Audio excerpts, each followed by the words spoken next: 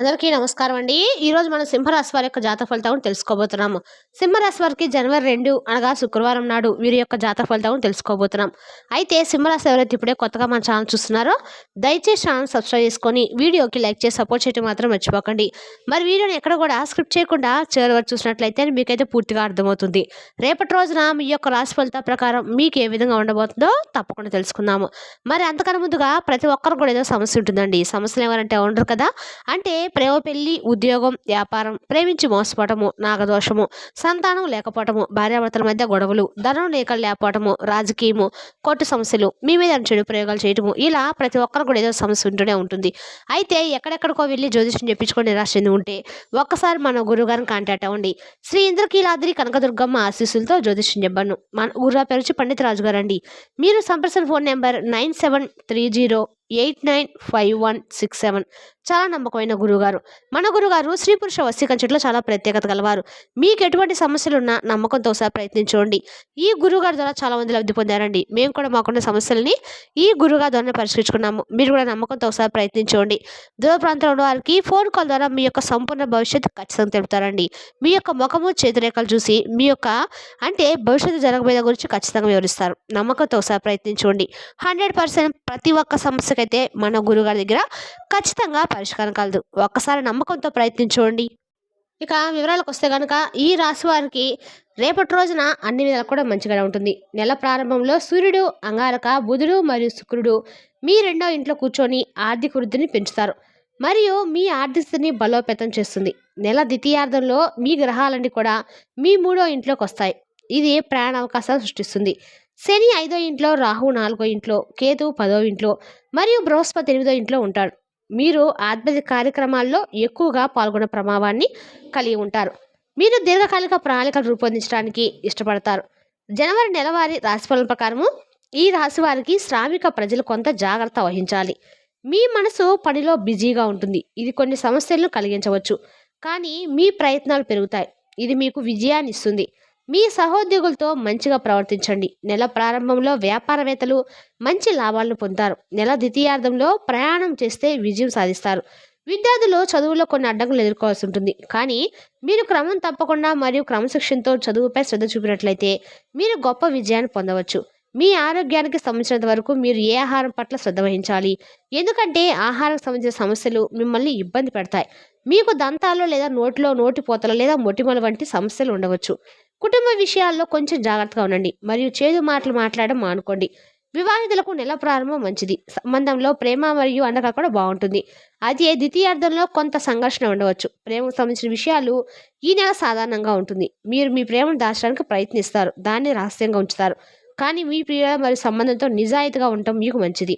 Career దృక్కోణం నుంచి చూస్తే ఈ నెల కాస్త జాగ్రత్తగా ఉంటుంది. కేతు మహారాజు నెల మొత్తం మీద 10వ ఇంట్లో కూర్చుంటారు మరియు 10వ ఇంటి ఆధిపత్యం సూర్య మహారాజు. నెల ప్రారంభంలో అంగారక, బుధుడు మరియు శుక్రుడు రెండో ఇంట్లో ఉంటారు మరియు నెల ద్వితీయార్థంలో 14వ తేదీ నుంచి మీ మూడో ఇంట్లోకి వస్తారు. వీటితో పాటు 6వ ఇంటికి చెందిన మంగళ మహారాజు కూడా ఆయనతో పాటు ఉంటారు. శని మహారాజు నెల పొడవునా 5వ ఇంట్లో ఉంటారు. దీనివల్ల ఉద్యోగంలో హెచ్చు తగ్గుల పరిస్థితి వస్తుంది. మీకు పని అయి అనిపించదు, కానీ ఇది పనిలో అవాంతరాలకు దారితీస్తుంది. అందువల్ల మీరు మీ లోపాలపై శ్రద్ధ వహించాలి మరియు మీ పని మెరుగుపరచడంపై కూడా దృష్టి పెట్టాలి.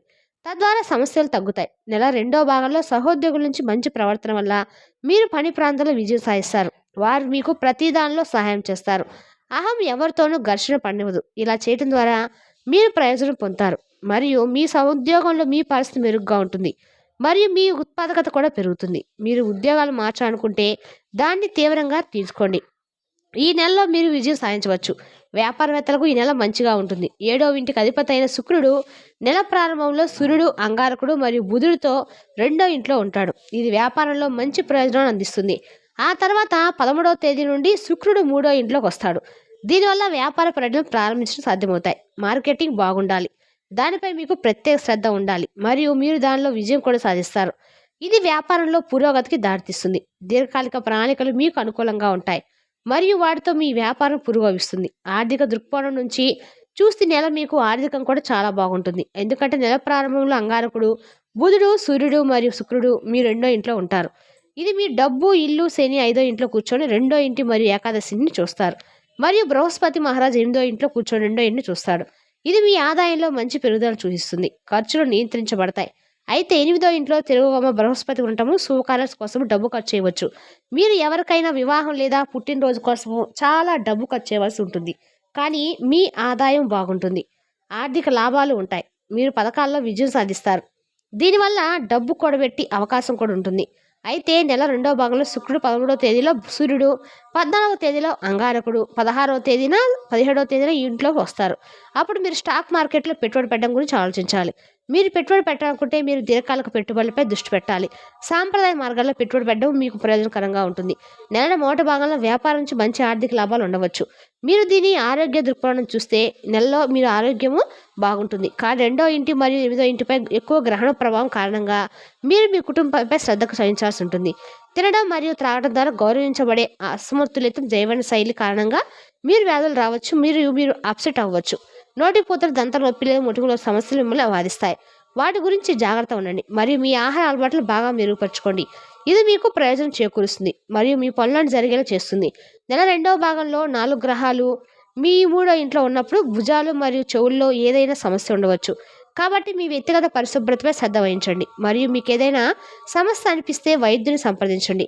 దానిలో ఎలాంటి నిర్లక్ష్యం తీసుకోవద్దు, ఎందుకంటే ఏదైనా నిర్లక్ష్యం మీకు హానికరం.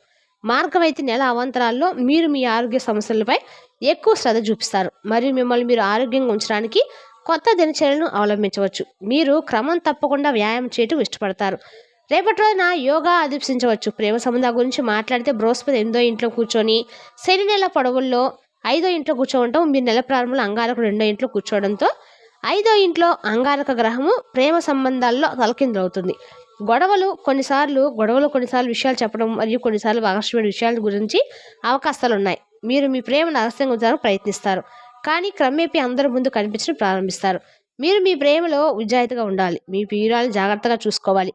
వారి నుంచి ఏమి దాచవద్దు మరియు నిజాయంగా వారిని బాగా చూడండి. మరియు సమయం వచ్చినప్పుడు మీరు వారిని మీ కుటుంబంలో ఒక ప్రత్యేక సభ్యుడికి పరిచయం చేయవచ్చు.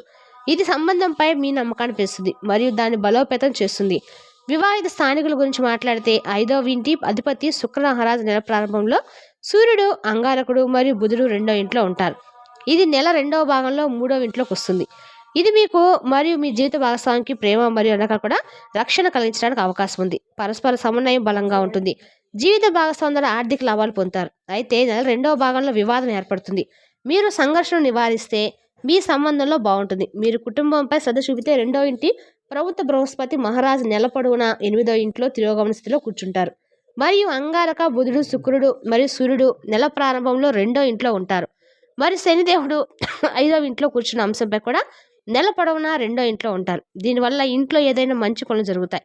పార్టీ ఉండవచ్చు, ఒక కార్యక్రమాన్ని ఎడిట్ చేయవచ్చు. దీనిలో చాలామంది కుటుంబ సభ్యులు కలుస్తారు. వారిలో కొంతమంది